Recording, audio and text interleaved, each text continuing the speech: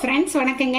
இன்றைக்கி நம்ம பார்க்க போகிற ரெசிபி வந்து குண்டூர் ஸ்பெஷல் கோவக்காய் வறுவல் தான். நான் எப்படி செய்கிறேன்னு உங்களுக்கு செஞ்சு காமிக்கிறேன்.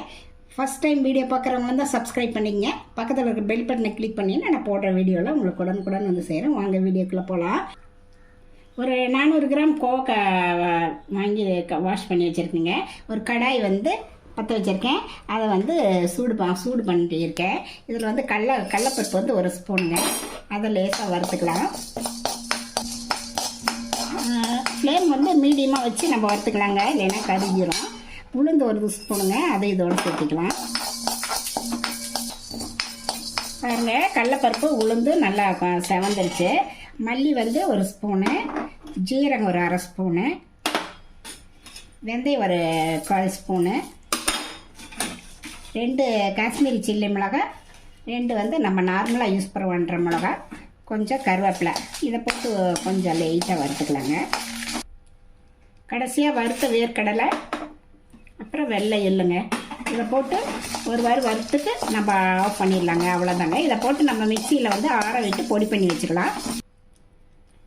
நடக்கல்ல வந்து 1 டேபிள் ஸ்பூனுங்க. எள்ளு வந்து 1 டீஸ்பூன் போட்டிருக்கேன், வெள்ளை எள். கோவக்காய் அந்த 2 ஓரமும் வெட்டிட்டு நல்லா நீளமாக எடுத்துக்கலாங்க. இந்த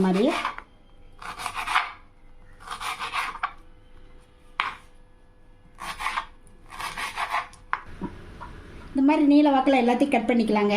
ஒரு கடாய் அடுப்பில் வச்சுருக்கேன். இது வந்து ஒரு 1.5 டேபிள் ஸ்பூன் வந்து எண்ணெய் விட்டுக்கலாம். எண்ணெய் நல்லா காயிட்டும்.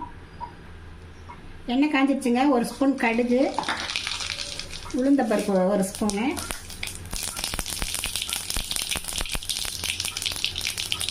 பெரிய வெங்காயம் பொடிசை நறுக்கிற அது இதோட சேர்த்துக்கலாம்.